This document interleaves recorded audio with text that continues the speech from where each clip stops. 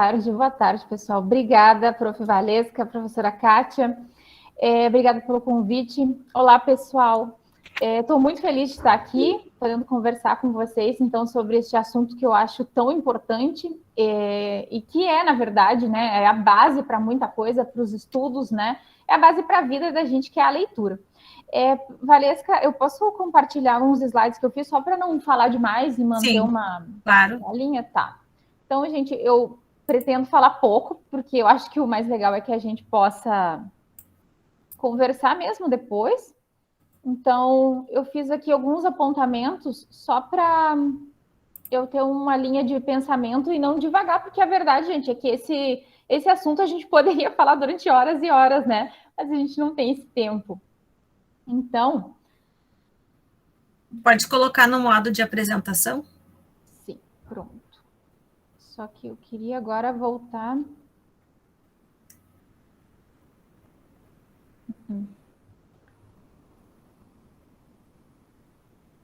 Não foi, peraí. Então, gente, vocês conseguem ver direitinho? Tem que aumentar um pouco, tá meio pequena a letra. Pois é, para mim aconteceu alguma coisa aqui.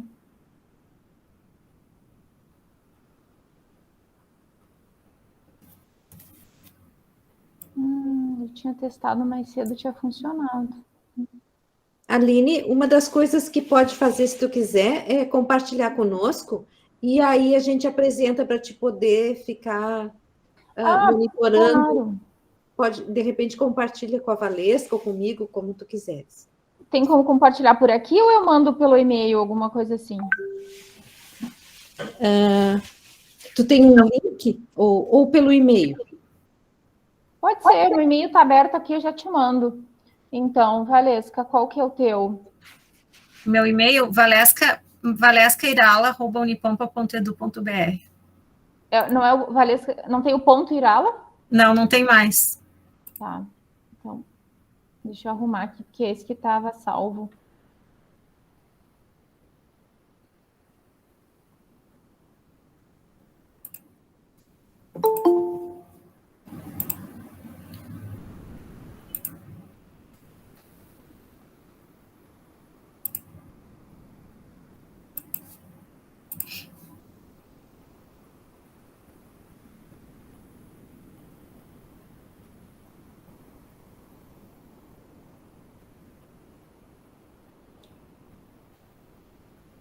Foi.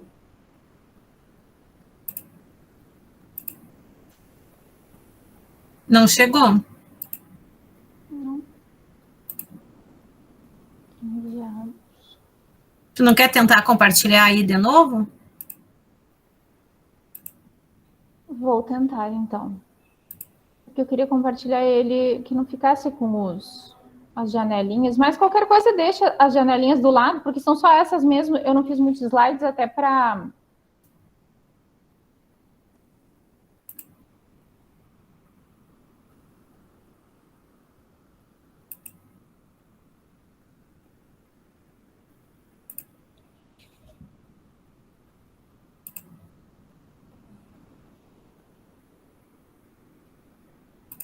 Não, o e-mail não foi mesmo, Valesca, para ti.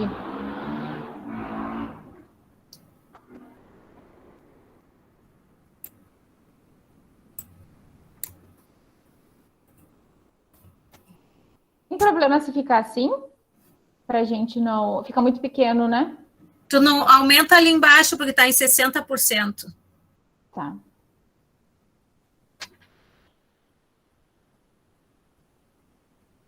Fica um pouquinho fora da tela, mas acho que dá, né? Deixa eu ver aqui. Acho que tá bom assim. Tá, então tá. Então, gente, vamos conversar então um pouquinho. Na verdade, a Valesca já fez a minha apresentação, né? Acho que é basicamente isso. Então, fui a primeira turma de letras da Unipampa. Sou da especialidade português e espanhol. Depois, então, continuei os estudos, logicamente, né? Porque todos nós precisamos, a gente não consegue... Não é possível, né, que a gente consiga trabalhar e continuar se atualizando sem que a gente continue estudando, embora não precise ser necessariamente um estudo formal. Mas eu fiz, então, especialização em tradução espanhol Eu queria também ter um pouco de conhecimento dessa área, apesar de que, dependendo da área que a gente decidir trabalhar, a gente não tem necessariamente que ter a especialização em espanhol, mas algumas empresas, né, podem exigir isso. Então, eu decidi fazer a especialização. E fiz também uma especialização em educação inclusiva, porque eu trabalhava no colégio militar. E desde que eu cheguei, então, foi quando foi implementada a nova legislação de que todos os colégios deviam receber alunos especiais. O colégio militar ainda não tinha essa obrigação lá em 2011, justamente porque é um colégio que prepara para as questões militares, né? Preparava. Agora, então, é um colégio que aceita para todas as possíveis formações, inclusive, então, os alunos com necessidade especial. E aí eu fiz a pós em educação inclusiva, né? Foi fornecido pelo próprio colégio. Na verdade, antes disso, né? Eu já saí da Unipampa e já fui direto para fazer o mestrado em letras. Então, eu estava no último semestre ali, estava defendendo o TCC, e aí eu já tinha passado no mestrado na Universidade de Caxias, e aí fui dar um segmento, né? Não foi exatamente um segmento, porque as pesquisas que eu vinha desenvolvendo como iniciação científica na Unipampa eram um pouquinho diferentes, mas eu consegui fazer um link aí para continuar o mestrado lá. Aí, como eu já falei, fui professora, depois segui, então, sendo professora do Colégio Militar, e hoje não sou mais professora do Colégio Militar e trabalho de forma, então, autônoma, porque eu desenvolvi alguns cursos de espanhol, né, voltados para a necessidade que eu estava percebendo no decorrer desses anos, para que as pessoas buscavam a disciplina, as aulas de espanhol, né? E aí, estudando e observando as necessidades, vendo as metodologias que funcionam, para quem funciona, aí eu desenvolvi, então, o meu curso de espanhol, então, preparatório para as provas, né, que o pessoal faz aí, prova de proficiência para a universidade, para concorrer a vagas no exterior, enfim. E aí, trabalho com revisão, tradução e outras coisas também. Então, eu andei mudando aí um pouco de ramo, né? E aí, então, para conversar com vocês hoje, a ideia é que a gente tenha um papo aqui sobre as práticas e rotinas de leitura. E por que eu... na verdade, eu não sei como surgiu essa ideia, mas eu achei ela muito incrível, porque a gente tem aí várias questões, vários pontos para que a gente precisa falar sobre isso, porque eu não sei como é a história de vocês, eu não sei de que escola vocês vieram, eu não sei como foi a educação básica de vocês, mas o fato é que a gente tem visto, né, e eu, 10 anos, então, fechando esse ano, 10 anos de formada, todo ano a gente vem percebendo essa defasagem, a gente vem percebendo essa dificuldade da leitura, o aluno que chega, né, então eu dou aula a partir do 6º ano, e todo ano os alunos chegam com mais dificuldade de ler, com mais dificuldade de interpretar, e eles vão para o ensino médio, e aí a disciplina de literatura, que é aquela que tem a obrigação, né, da leitura, acaba que o aluno, ele vai ler o resumo só para passar na prova, então a gente vê que, assim, é um bolo. E aí esse aluno vai para a universidade e ele vai para diversos cursos, não é? Sempre com essa dificuldade da leitura, a dificuldade de ler e entender o que está escrito aí. E aí a gente vê que isso se segue em qualquer profissão. Não estou falando aqui somente para professores, embora eu sei que vocês são dessa disciplina, mas eu quero dizer para vocês porque é isso que vocês vão acabar encontrando no momento que chegar na sala de aula. Cada vez mais a leitura tem sido deixada de lado, principalmente quando a gente vem aqui com a chegada da internet, que é maravilhoso, né?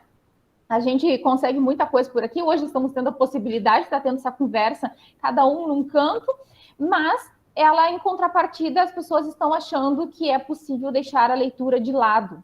E é possível adquirir conhecimento somente assistindo vídeo, ouvindo palestras, em que os livros vêm realmente sendo esquecidos. Só que o que eu percebo também, gente, que às vezes isso não é nem por má vontade. Então, existe uma questão de que nós não fomos ensinados a ler. A escola não nos ensinou e a gente chegou depois na universidade e a gente vai fazendo aquilo que é necessário. Então, a gente tem aí necessidades, tem leituras obrigatórias para cumprir, a gente lê do jeito que dá, no tempo que dá, e a leitura de verdade, uma leitura que realmente te faça entender o que está escrito ali e te faça alguém melhor depois que tu terminou aquilo, ela não existe. Então, é assim com grande parte das pessoas. Então, acho que é nessa ideia que a gente precisa o que hoje vai ser a nossa conversa, tá? E que ao final eu quero saber como é a vida de vocês, como vocês têm encarado a vida universitária e como é também o histórico de leitura na vida de vocês, tá? Então, a segunda questão que eu ia falar que sim, que ler é difícil, tá? Então, às vezes a gente banaliza isso e fala que as pessoas não leem por preguiça, mas realmente ler não é somente pegar o livro aqui e ver as palavrinhas. Aquilo ali precisa voltar para o teu cérebro e trazer um sentido. Então, precisa ter um sentido aquilo que está ali. Então, ler realmente é uma prática difícil quando a gente não sabe como fazer e quando a gente não teve uma educação básica também que nos formou para isso, que não nos ensinou. Então, fica, assim, uma lacuna aí no nosso aprendizado e a gente precisa depois aprender a preencher. E esse depois vai ser quando adultos, porque provavelmente quando a gente está ainda no colégio, pelo menos é isso que eu tenho visto, né? Os alunos de colégio, eles ainda não têm essa consciência. Eles falam, Sora, o dia que eu tiver tempo. E aí eu sempre fico me perguntando quando vai ser esse dia, né, gente? Porque vocês já devem ter percebido aí que a nossa vida só acrescenta tarefas, né? Nunca fica mais fácil.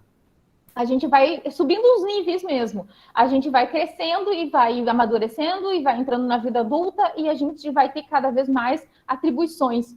Então, achar que o dia que vai sobrar tempo para a gente ler tranquilamente, que depois a gente vai ver se esse dia não vai chegar. Se a gente não tomar essa decisão de aprender isso logo, esse dia não chega. E aí, complementei aqui também que a leitura ela não é algo automático e muito menos passivo, porque ler, gente, é algo totalmente ativo. Se não for assim, provavelmente tu não está aprendendo nada do que está escrito ali.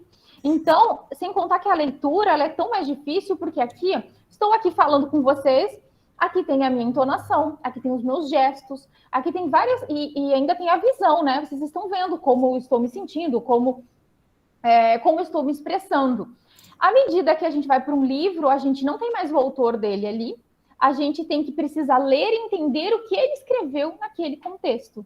E a gente, então, começa a ter dificuldades, porque ali a gente faltou entonação, faltou gestos, faltou várias outras coisas para que a gente pudesse nos ajudar. Sem contar que ele não está ali, né? Porque aqui o converso, se vocês não entenderem, vocês perguntam e a gente mantém esse diálogo. No livro, tu não consegue manter esse diálogo, tu não tem como mandar um e-mail ali, uma mensagem para o escritor perguntando o que ele queria dizer com aquilo, não é? Então, tem essa questão também que a gente precisa entender que são momentos e são papéis diferentes e sim, é mais difícil. Então, quando a gente entende essas etapas, entende que funciona de forma diferente, a gente também encara essa atividade de forma diferente. Bom, gente, e aí eu quero falar, eu até deixei aqui em letras garrafais, porque eu quero conversar sobre isso, que é uma coisa que ninguém nos ensina, na verdade, né? E a gente não consegue entender por que às vezes a gente tem essa dificuldade com a leitura. E eu falo a gente porque eu fazia parte desse grupo. E me sentia muito mal por isso, porque enquanto professora, e ainda professora de línguas, eu tinha dificuldade com a leitura. Eu tinha dificuldade em ler e eu não gostava. Então, eu me sentia mal por isso, porque as pessoas sempre olham para o professor da área de letras, né, e falam, nossa, mas é que ele lê tudo, não, mas é que ele entende. E eu não fazia parte disso. E aí foi quando eu comecei a buscar e tentar entender por quê. E essa é a questão principal, gente, que a gente precisa entender, que a distração é um estado natural do ser humano.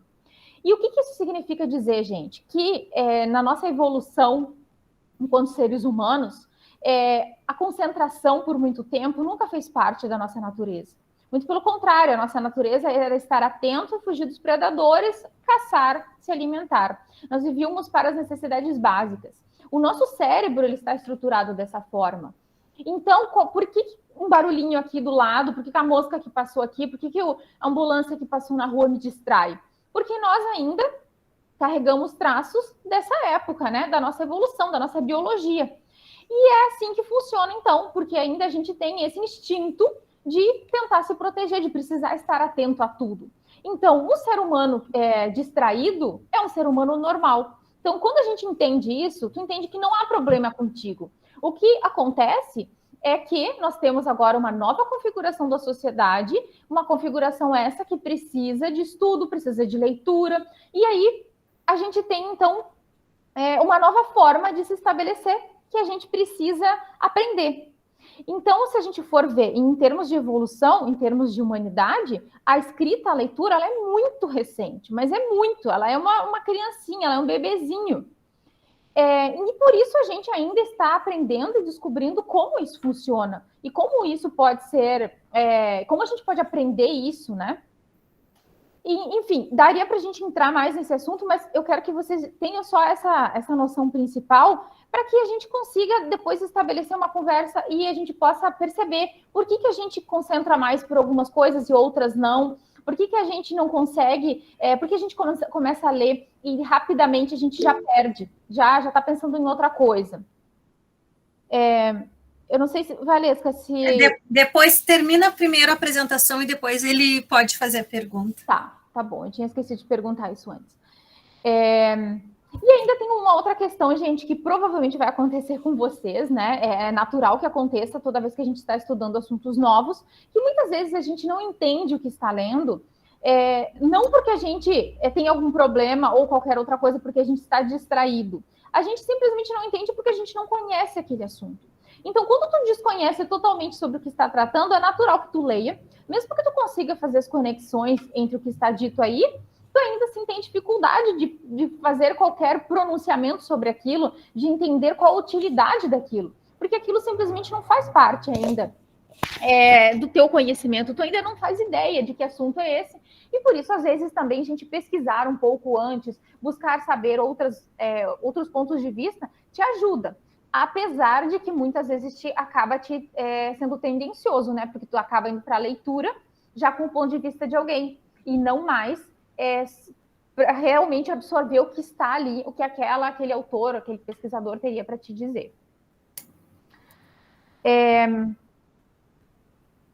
Queria falar um pouquinho com vocês sobre níveis de leitura, tá? Porque essa é uma das questões assim, que mais me choca. E me choca, como eu disse para vocês, hoje em dia, porque eu consigo olhar para trás e perceber que eu fazia parte disso. Então, a gente tem aí os dados no INAF, dizendo que somente 34% dos universitários atingiram o nível proficiente. Gente, nível proficiente é aquele em que o aluno conseguiu ler o que está escrito, entender e fazer algo útil com aquilo, ensinar algo de útil com aquilo que ele leu e entendeu. Então, quando a gente vê um número de 34% dos universitários em geral, tá? Isso não tem nada a ver com curso de letras, é dos universitários em geral, que se encontram nisso, a gente vê que o problema é muito grande. A gente vê que o problema precisa, não vou dizer nem de muito debate, mas de muito trabalho. De muito trabalho, e esse trabalho certamente parte dos professores de escola básica, primeiramente, que não deixem esses alunos sair da escola básica sem ter um mínimo de conhecimento e capacidade de leitura e entender o que está escrito ali. Porque, que nem eu digo, gente, não é pegar um papel e ler o que está escrito ali, ó, práticas e rotinas de leitura. Isso não significa nada. Até um papagaio, se bem treinado, consegue fazer. O que precisa acontecer é que essa leitura, práticas e rotinas de leitura, tem que trazer para o teu cérebro um significado. Tem que emitir para ti alguma coisa. E depois tu precisa conseguir juntar essas informações e passar essa informação sem distorcê-la. Que esse também é um grande problema da sociedade hoje em dia. As pessoas não conseguem ler aquilo que foi dito, as pessoas não conseguem, às vezes, entender aquilo que foi dito, e elas saem reproduzindo uma terceira coisa. Parece aquela brincadeira que a gente fazia quando criança, não sei se vocês provavelmente são muito jovens para isso, que era que a gente falava um no ouvido do outro uma frase, e a frase que o primeiro falou, o último não tinha entendido. Que cada um acaba perdendo um pedaço ou trocando aquilo que foi falado. Então, isso é um problema sério, isso é um problema seríssimo, porque a gente perde a comunicação. E aí, o segundo item que eu quero falar, que eu coloquei como mudar o nome correto. Por quê, gente? A gente também vive um momento em que muitos nomes, palavras vazias, é assim que eu chamo elas, tá? Elas foram criadas. Palavras vazias que cada um preenche elas com o sentido que quiser. Então, isso é um problema sério para a comunicação. Vou dar um exemplo para vocês, que eu sempre questiono meus alunos quando isso aparece nos textos, principalmente quando eles estão fazendo narrativas pessoais, falando, por exemplo, de um personagem, fazendo descrição. Ele descreve o personagem como personalidade forte. Ele tem uma personalidade forte. E aí, sempre que eu faço a correção, eu pergunto para o aluno, o que é uma personalidade forte? Explica para mim. Ninguém, absolutamente ninguém consegue dizer. Você fala, Sora, personalidade forte. Fala, tá, mas como que é uma personalidade forte? É alguém teimoso? É alguém cabeça dura? É alguém mal educado? O que ele é? Percebem que são palavras que se esvaziaram de sentido. São palavras que elas simplesmente não preenchem o espaço que elas deviam. E essa é uma questão que eu acho muito importante, principalmente para vocês, que futuramente serão aí meus colegas e estarão nas escolas, que vocês vão se deparar. A gente vem cada vez mais repetindo discursos vazios, discursos prontos, que a gente não pensa mais no que está dizendo, a gente só repete. E aquilo não dá conta da realidade que a gente vive, porque a realidade, ela existe. A gente pode não estar enxergando como ela é e a gente pode estar tentando distorcê-la, mas a realidade não muda porque nós não concordamos com ela. Então, quando a gente consegue entender que a gente precisa dar o nome correto para as coisas, não é só nesse sentido, é para vocês também. É claro que vocês não vão falar para mim, não quero que ninguém nem faça isso, porque eu não fiz, eu não tive coragem. Quando eu não era uma boa leitora, quando eu não sabia ler, interpretar e entender o que estava sendo dito ali, eu não saía falando isso aos quatro ventos, até porque eu tinha vergonha. Mas é isso que eu quero que vocês façam, essa autoanálise. Se tu realmente sente que ainda não é um bom leitor, que tu ainda não tem a capacidade de ler, entender de fato o que está sendo dito aí, fazer conexões entre as informações e ensinar algo com aquilo, o primeiro passo é reconhece isso. E dar o nome para as coisas significa isso também. É dizer, eu não consigo, realmente eu tenho dificuldade. Eu tenho dificuldade com leitura, eu tenho dificuldade de entender. Por onde que eu começo agora? E aí tu procura ajuda. Porque enquanto a gente não der o nome que as coisas têm, a gente não consegue melhorar. Nós nunca vamos ser melhores quando a gente não reconhecer onde está a nossa dificuldade maior, sabe? Então, de toda essa conversa aqui, e das dicas que eu quero dar para vocês agora no próximo slide, é que vocês fiquem com isso, principalmente. Tenham a humildade de reconhecer, não para os outros, que ninguém é obrigado a ficar colocando seus defeitos a quatro ventos, mas reconheçam para vocês. Isso aqui eu não sei, eu sou burro mesmo, não sei isso aqui. Não fiquem com esse negocinho de, não, eu sou inteligente, mas eu tenho outras habilidades. Entende, gente? Tentar trocar a realidade, tentar modificar aquilo que não ajuda em nada, não ajuda. Então, diz o nome que a coisa tem, para que tu possa buscar ajuda para aquilo, entende? Tipo, o alcoólatra, ele precisa reconhecer, o meu problema é o álcool. Não adianta ficar com, mas é que tem os problemas de casa, eu bebo para resolver, para esquecer. Tudo bem, esses problemas estão por trás. Mas onde está o problema principal é o álcool. Então, o que eu vou fazer? Vou colocar fora todas as garrafas que eu tiver em casa? Eu não vou mais ir para o bar? O que eu vou fazer? Essa é a pergunta base e que tem que ficar para vocês, tá? Seguindo aqui essa conversa, então, dependendo do texto que vocês vão ler, e vocês vão notar isso nitidamente no curso de letras, mas nitidamente, vocês vão ter textos que vocês vão fazer maior e menor esforço, tá? Alguns textos, e aí vocês vão perceber talvez isso na literatura. Alguns textos que, não dentro do curso necessariamente, mas entre os livros que vocês vão ler. Na literatura, vocês vão ler livros que vocês começam a ler, e você simplesmente fala, o que está escrito aqui? É uma linguagem que tu não conhece, é uma época extremamente distante, e aí tu simplesmente não sabe, aquele livro não te diz nada.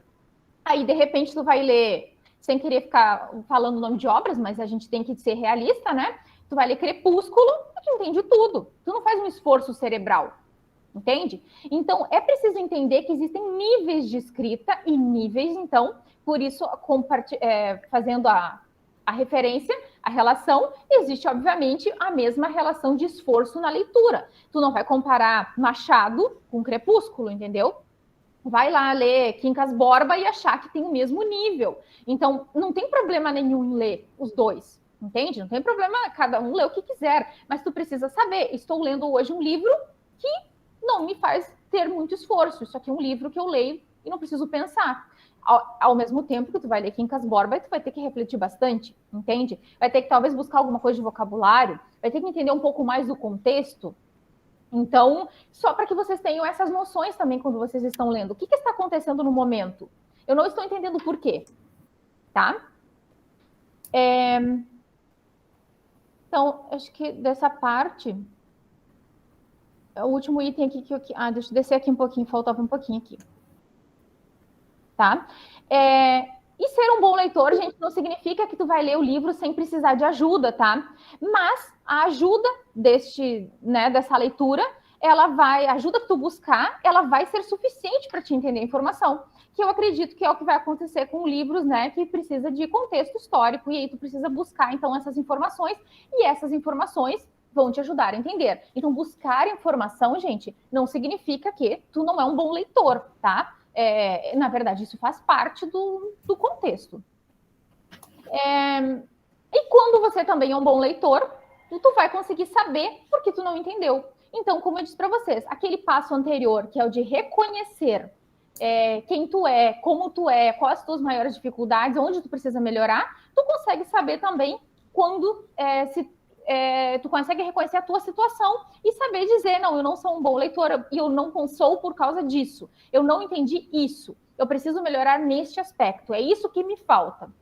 E aí, gente, depois que a gente descobre, eu sempre brinco que quando a gente sabe o nome do demônio, é muito mais fácil de combater. Então, é mais ou menos isso que vocês têm que ter ideia. O nome. Qual é o nome do problema? Tá? O nome é esse e a gente corre atrás disso. Bom, vamos, então... Eita, perdão. Vamos, então, agora a algumas questões práticas, tá? Que eu quero deixar para vocês. Poxa.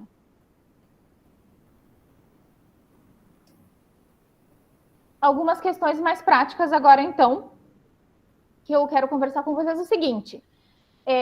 Algumas vocês vão ouvir, vão perceber, vão ler isso em alguns lugares. Eu quero que vocês estejam atentos a isso. Não porque vocês têm que debater isso com as pessoas, muito pelo contrário, só que vocês têm que ficar mesmo com isso e talvez conseguir discernir até que ponto isso é verdade, porque vocês vão perceber isso na prática. Vocês vão perceber que algumas coisas que são ditas, elas não necessariamente são verdade. Então, quando alguém te diz que tu pode ler qualquer coisa, que não existe livro ruim, se tu já leu Machado, como eu disse, Quincas Borba e Crepúsculo, tu sabe que não é verdade, entende?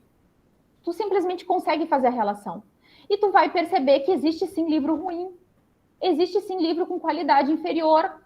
E como eu disse, não tem problema nenhum tu querer ler um livro em qualidade inferior. Mas tu precisa entender que ele existe e não achar que estão todos no mesmo patamar. Assim como tudo na vida, existem coisas melhores e piores. Outra coisa, gente, que eu percebo que está hoje se perdendo um pouco essa ideia da questão da gramática. E vocês, como professores, profissionais de letras, então, vocês precisam ter essa noção. Quando vocês, por várias vezes, vão ouvir que vocês não precisam saber gramática, ela é só uma forma elitizada da língua. Gente, aqui, obviamente, seria uma outra fala, um outro encontro para se falar da questão da gramática. Mas, gente, ela é o que nós temos de base, ela é o que dá a capacidade, o que nos fornece a capacidade de podermos nos comunicar, todos nós no mesmo nível. Então, a gente não pode esquecer disso. Não significa que nós vamos desprezar as outras variedades linguísticas, não significa que nós vamos excluir qualquer outra. Entendam isso. Uma coisa não exclui a outra. Agora, a gente desprezar a gramática já começa causando um problema gigantesco. E esse problema gigantesco começa com a interpretação das coisas. Então, se eu puder dar a primeira dica aqui para vocês, tá? Enquanto professores, vocês serão profissionais, ainda que alguém levante a mão e diga depois. Eu não pretendo dar aula, eu vou fazer outra coisa, tá tudo bem. Até porque eu vou conversar sobre isso no final. Ser um profissional das letras tem inúmeras funções. Tudo bem que o curso de vocês é licenciatura, mas não significa que vocês terão que necessariamente atuar nisso, mas tá? Esse tópico fica para depois. Mas, gente, vocês precisam saber gramática. E não há como ser um bom leitor e um bom escritor, depois, obviamente, conseguir passar as tuas ideias para o papel, se tu não sabe o mínimo. E o mínimo que eu considero, e que eu posso dizer por experiência própria, foi o que me salvou da minha burrice, da minha incapacidade de conseguir ler, entender o que estava escrito e fazer alguma relação, foi primeiramente pegar a gramática. E na gramática, tu precisa pelo menos entender quais são as 10 classes gramaticais. Tu precisa saber identificar essas palavras e ter ideia para que elas servem. Porque na tua cabeça não pode passar a noção de que, se eu disser amor, comer, bonito e para, que essas 5 palavras elas têm o mesmo peso. Elas não têm o mesmo peso. Vocês sabem que não tem. Vocês sabem que se eu disser somente para sozinho não tem significado nenhum. Ele precisa estar ligado com outras coisas. Mas o que essa preposição está fazendo ali? Ela se liga com o quê? Então, é preciso ter noção que dentro da língua portuguesa as coisas também estão hierarquizadas. E ter uma breve noção disso vai fazer com que vocês se tornem melhores leitores e futuramente bons professores também. Porque essa noção precisa ser passada, ainda que de uma outra forma, de uma forma mais leve, isso também precisa ser passado para os alunos, porque vocês vão ver, quando começarem os estágios, vocês vão chegar na sala de aula e vocês vão ver alunos que não conseguem diferenciar nada, simplesmente nada. As palavras estão ali soltas, eles não conseguem entender qual a relação entre elas. Eles não sabem qual a utilidade dessas palavras. E por último, então, porque eu já vi que eu estou me alongando, eu acabei de perceber aqui no tempo.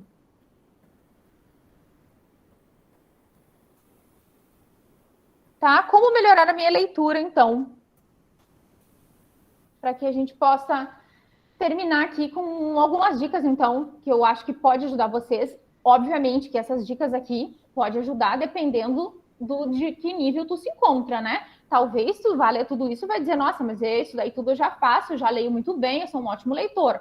Mas eu estou partindo do princípio de que vocês estão, então, como eu disse, eu não conheço o colégio onde vocês vieram, e então, conhecendo esta realidade e dos colégios em geral, eu sei que a maioria de nós não sai de lá com grandes capacidades de leitura e chega na universidade com maior dificuldade ainda, porque aí vem os textos técnicos e teóricos e aí que a gente se perde. Então, espero que vocês entendam que eu estou me referindo a este público que eu conheci e que eu convivi, tá? Que eu conheço no caso. Primeira coisa, gente, autoconhecimento, tá?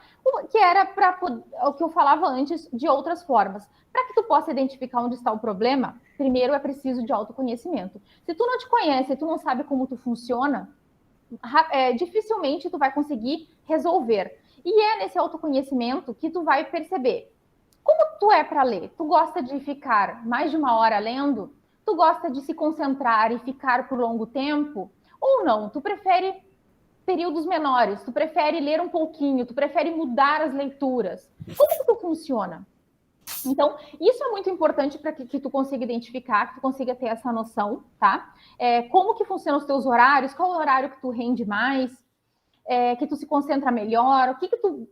como vai ser, como é a tua vida, né? Obviamente, tu precisa encaixar isso dentro da tua vida, mas entenda como tu como tu funciona nos estudos para conseguir entender como tu pode fazer melhor dentro da tua vida, tá? A segunda questão que eu acho sempre importante é estabelecer um tempo para essa leitura, tá? Ela é importante para aquelas pessoas que precisam, que têm dificuldade de se concentrar. Então, se ela sabe que ela vai ter no máximo 20 minutos e ela bota um cronômetro, ela fica mais tranquila. Então, ela sabe que daqui a pouquinho o cronômetro vai tocar, ela vai parar de ler. Então, inconscientemente, ela consegue fazer esse trabalho de vou me concentrar só por esse tempo. Por outro lado, mesmo as pessoas que têm facilidade de concentração, ter um tempo estabelecido para a leitura te faz não deixar cair na tentação de outra coisa. Assistir um filme é mais legal, gente. Mexer no celular é mais legal, entrar nas redes sociais é mais legal. Assistir no YouTube é mais legal, é fato. Então, se tu tem um horário, tu tem um cronograma, e todo dia tu se propôs a ler 30 minutos, acredito que na vida de vocês é até mais, porque vocês têm muita coisa para ler, então tu não vai se boicotar, tu vai seguir o teu cronograma de leitura. Outra coisa que eu acho muito importante, assim, é que eu também demorei para entender o quanto isso fazia diferença. Sublinhe os trechos mais importantes. E para que vocês vão fazer isso, gente? Porque não vai ser com uma leitura única que vocês muitas vezes vão entender. Vocês vão precisar voltar. E aí, nesse retorno, tu tem que começar o texto todo de novo, tem que começar com as ideias tudo de novo, tudo do comecinho. Não faz, para começar, te faz perder tempo e te desestimula. Então, gente, não tenha dó de riscar o livro, de riscar o xerox, né, a cópia, porque estudante vive de cópia. Risca, utiliza cores. Eu sempre gosto de hierarquizar e colocar 3 cores, tá? Uma cor, a cor que vocês, né, que na cabeça de vocês hierarquizem lá, tipo, sei lá, vermelho, azul e verde. Vermelho para as coisas mais importantes, o azul para as secundárias e o verde para as terciárias. Porque quando vocês vão retornar nessa leitura, quando vocês vão revisar mesmo aquele conteúdo, vocês já sabem exatamente qual o nível de importância que aquilo que vocês fizeram, que vocês destacaram anteriormente tem. Então, isso facilita o trabalho de vocês, isso economiza tempo, tá? E aqui, usar asteriscos para destacar trechos sublinhados, especialmente importantes. Aqui também, gente, eu coloquei asteriscos porque, sinceramente, cada um tem lá, um faz estrelinha, um bota ponto de exclamação. Então, eu sempre gosto também que exista uma hierarquização. Então, não põe ponto de exclamação para tudo, ponto de interrogação, não sei, estrelinha. Hierarquiza. Aquilo que é bem importante, que tu sabe que tu vai ter que voltar, tu determina que vai ser de X forma. As outras coisas que não são tanto, tu pode fazer outra coisa. De forma que quando tu vai voltar naquela leitura, já seja tudo, o teu mapa já foi feito. Tu já sabe exatamente onde ir e aonde ficaram as tuas dúvidas. Tem gente que gosta até da ideia de usar uma cor, né, ou um símbolo para as coisas que ficaram dúvidas. Então, a pessoa já, aquilo que não entendeu, já tem uma cor diferenciada, porque tu já sabe também exatamente onde tu tem que bater mais, ou tirar dúvida, perguntar para o professor, enfim. Coloquei aqui, escreva na margem das páginas, tá? Perguntas e as possíveis respostas. Aqui, gente, seria algo do tipo assim, ó. Tu está lendo e te vieram novas ideias sobre aquele assunto. Escreve na margem das páginas as ideias que te veio. Ao mesmo tempo que vão vir dúvidas. Então, faz aquelas perguntas que tu gostaria de fazer sobre aquele tema. E caso tu tenha as tuas possíveis respostas, também coloca as tuas possíveis respostas. Porque assim, gente, a gente confia demais no nosso cérebro, mas a verdade é que no turbilhão de coisas que a gente tem para fazer, de coisas que a gente precisa trabalhar, tem que estudar, tem que viver, né? A gente não vai lembrar de tudo. Vai chegar um momento que o cansaço vai acabar deixando de lado aquilo que é menos importante. E, enfim, essa seria uma outra conversa para a gente entender isso, né? Como que o nosso cérebro vai reter essas informações? Então, se tu está cansado, provavelmente vai fixar muito menos. Mas, por isso, aqui ficam as dicas em geral, ainda que a gente não tenha falado dos problemas em si, tá? Aí, outra questão aqui, utilize a régua ou o dedo, né, como apoio para te conseguir manter o foco na linha. Gente, a verdade é que isso daqui já nem devia ser mais um problema para nós adultos, mas ele tá? Ele e muitos de nós ainda não conseguem ter não consegue ler sem que a gente tenha um apoio, tá? Então, é importante que a gente, se ainda tem essa dificuldade, a gente usa. Qual o problema da gente usar uma régua ou a própria caneta deitadinha ali, seguindo a linha, para que a gente não perca, tá? A linha e não disperse, porque aí é mais um motivo, a gente dispersa mais um pouco e aí acaba perdendo a leitura, tem que retomar e a gente acaba desanimando. Se você tiver problemas de concentração, leia em voz alta. Claro que isso não vai ser possível em todos os lugares, né? Obviamente, mas ajuda bastante, tá? Essa é uma dica que eu recomendo bastante, principalmente para quem começa a ler e logo perdeu. Não lembra mais. Começou o parágrafo, no final do parágrafo, não lembra mais o que estava lendo. Então, tu começa isso em voz alta, porque ouvindo tua voz, tu vai fixar com mais facilidade, tá? Sobre os resumos, isso é óbvio, né? E vocês vão perceber isso agora, né, no curso. Então, resumo para tudo, resumo, termina de ler. Quando o assunto ainda está fresco na tua cabeça, já faz logo os resumos. E ainda que não seja um trabalho, né, que não seja uma exigência aí do curso, né, da disciplina, faz o teu próprio resuminho, pequenininho mesmo. As ideias principais, coloca ali e deixa ele dentro do livro, grampeia aí junto com a cópia, porque vocês isso vai ajudar vocês em outro momento, porque vocês vão voltar naquelas leituras, podem acreditar. Quando vocês menos esperarem, vocês vão precisar retomar aquela leitura e fazer algum link, e aí tu já tem aquele resuminho ali que diz basicamente do que se trata. E por último aqui, gente, então, teste, né? Testem vocês as diferentes técnicas, tá? para que vocês entendam como funciona melhor para vocês. Isso daqui não é uma receita pronta, tá, gente? São dicas, são coisas que eu fui percebendo que podem ajudar, coisas que os estudos foram mostrando. Neurociência, né, tem estudado bastante sobre isso. E aí eu fui vendo, fui tentando passar isso para os alunos, fui adaptando, fui aprendendo também, porque eu inicialmente era maior interessada. Então, vocês têm que testar. Talvez ler por muito tempo para ti não faça o menor sentido. Para o teu colega, ele vai gostar de ler por muito tempo. Riscar o livro, talvez tu não goste de colocar 3 cores, tu prefira colocar só uma. Então, tu tem que verificar como tu te sente. Então, eu sugiro, tentem, tá? E aí eu preciso encerrar, porque eu estou falando demais. O combinado era 20 minutos, né, gente? Para vocês verem. E é uma coisa que aí não tem a ver com leitura, mas eu quero que fique para vocês entenderem, porque quando vocês se melhorarem, quando vocês se desenvolverem e forem em todos os aspectos, né, naturalmente vocês vão ser melhores profissionais, que vão ser melhores alunos, que vão ser melhores leitores. E essa é a questão que eu tenho me incomodado bastante quando eu ouço por aí algumas questões que a verdade é relativa, que a bondade é relativa, sobre o relativismo das coisas. E é uma coisa que eu posso dizer para vocês, gente, a verdade, ela existe. A diferença é que talvez nem eu e nem tu estejamos no caminho dela. Talvez nós dois, nós aqui em 24 pessoas, estejamos aqui, os 24 discutindo qual é o caminho e estejamos os 24 errados. A diferença, gente, é que a gente tem que ter isso claro. A gente precisa ter como objetivo encontrar a verdade, aquilo que é certo, aquilo que é o melhor a ser feito. Pode ser que para isso nós vamos caminhar por caminhos diferentes e pode ser que a gente, nenhum de nós esteja certo nisso, mas a gente tem que ter isso como objetivo maior, porque quando a gente tem isso como objetivo maior, vocês vão perceber que vocês não vão se incomodar mais em mudar de ideia. Vocês simplesmente vão, isso daqui eu pensava assim, agora eu não penso mais, isso daqui realmente não é interessante, isso daqui não é legal, então eu vou deixar de fazer. Então, mudar de ideia, gente, para alguém que está crescendo, está se propondo a evoluir, não pode ser um problema. E isso vocês só vão ter claro quando a gente entender que existe um caminho que é o que todo mundo está buscando, só que às vezes com opiniões e posicionamentos diferentes, o que é natural, né, gente? Porque quem dera se todo mundo pensasse igual, nem sei o que a gente estaria fazendo aqui no mundo, tá? Perdão por falar demais, tá? Desculpa, Valesca, isso que eu fiz poucos slides, desculpa, Kátia. Mas, enfim, parei e agora quero ouvi-los e tirar dúvidas, se é que vocês querem me perguntar alguma coisa.